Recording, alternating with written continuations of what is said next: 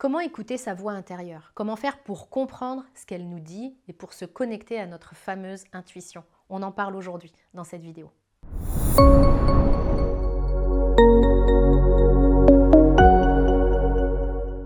Bonjour et bienvenue dans cette vidéo, mon nom est Nathalie Martin, je suis coach en éveil de conscience et je vous accompagne pour que vous puissiez créer une vie qui vous fait vraiment vibrer et dans laquelle vous vous sentez parfaitement à votre place. Pour que vous puissiez goûter à ma méthode de coaching, j'ai créé le coffret 10 conseils pour une vie heureuse. Vous pouvez le télécharger dès maintenant gratuitement en cliquant sur le lien qui se trouve dans la description qui accompagne cette vidéo. Nous parlons d'intuition aujourd'hui et pour commencer, il faut bien reconnaître que dans le brouhaha de notre quotidien, dans notre rythme effréné, entre les notifications, les sollicitations incessantes, les agendas surchargés, cette voix qui est en nous peut facilement être complètement étouffée.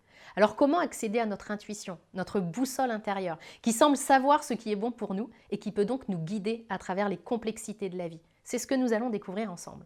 Dans un premier temps, il est important de comprendre ce qu'est la voix intérieure et ce qui la différencie de notre autre voix intérieure, notre petite voix saboteuse. L'intuition, c'est vraiment ce savoir sans raison, sans raisonnement logique, sans analyse mentale consciente. C'est comme un appel viscéral, une connaissance qui émerge spontanément. On ne sait même pas d'où elle vient. Et cet appel n'a rien à voir avec l'autre voix en nous qui, elle, s'exprime énormément dans notre quotidien et qui est faite de nos conditionnements, de nos limitations, de nos peurs. Notre intuition, elle est complètement étrangère à tout ça. Mais alors, comment différencier le murmure de notre intuition des cris de cette autre voix en nous? Eh bien, l'intuition, elle est souvent ressentie physiquement. C'est comme une sensation dans le ventre. Ça peut être un frisson, une légèreté ou bien une lourdeur. Elle peut aussi, bien sûr, se faire entendre par des pensées. Et si c'est le cas, il n'y aura aucune construction mentale associée à cette pensée. L'intuition, elle est spontanée. Elle ne cherche pas à justifier ses raisons, tandis que les pensées rationnelles sont accompagnées d'un dialogue interne, de pour, de contre, de tentatives de peser les différentes options. Alors passons maintenant aux techniques qui peuvent nous permettre de nous reconnecter à notre voix intérieure. Le premier point essentiel à mon sens, c'est de créer de l'espace. Si je suis sans cesse dans l'agitation, si je n'ai pas une minute à moi, si H24 je suis prise dans mon agitation mentale, que les pensées se suivent les unes après les autres, que je les alimente, que je tourne en boucle de cette manière, il n'y a pas d'espace. C'est un bordel incessant dans ma tête. Donc il m'est impossible d'entendre mon inspiration intérieure parce que mon intuition, c'est un murmure. C'est quelque chose de très subtil, surtout si je n'ai pas l'habitude d'y prêter attention. Je ne peux pas l'entendre si je reste dans mon chahut mental.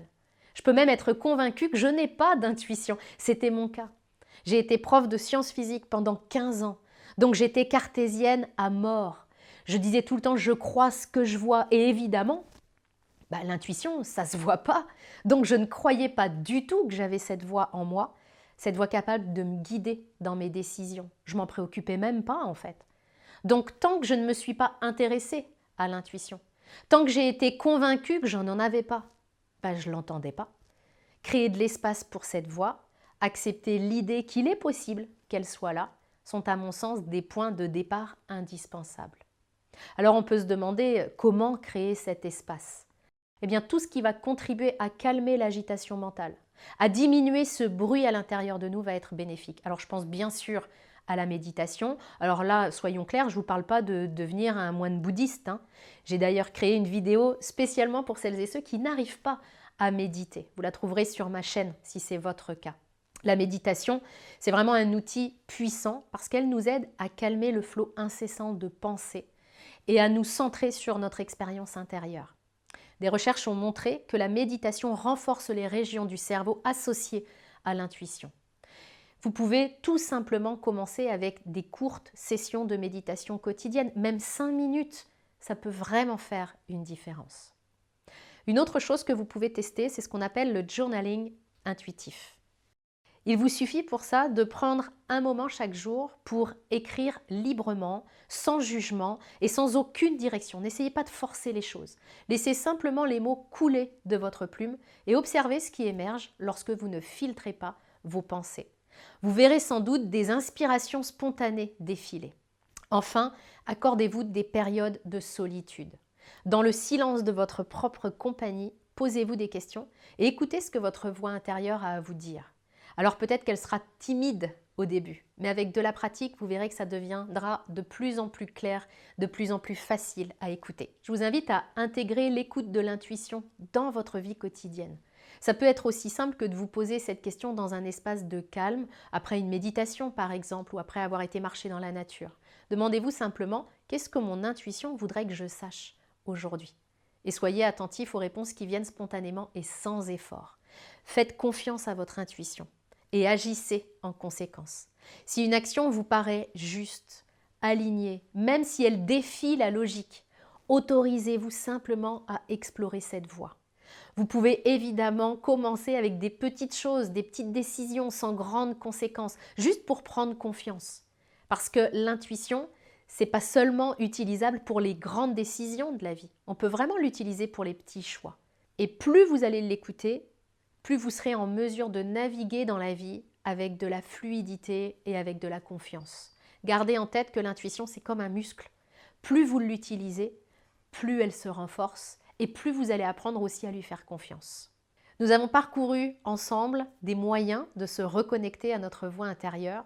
Rappelez-vous vraiment que l'intuition, c'est un cadeau précieux. C'est un guide qui mérite vraiment notre attention. En l'écoutant et en l'honorant, on ouvre alors la porte à une vie beaucoup plus alignée, beaucoup plus fluide, beaucoup plus épanouie. Donc prenez le temps d'écouter cette voix sage que vous avez à l'intérieur de vous parce qu'elle a énormément de choses à vous dire. Je vous invite à partager vos expériences avec l'intuition dans les commentaires de la vidéo. Et si vous avez aimé ce contenu, n'hésitez pas à vous abonner pour ne pas manquer les prochaines vidéos. À très bientôt.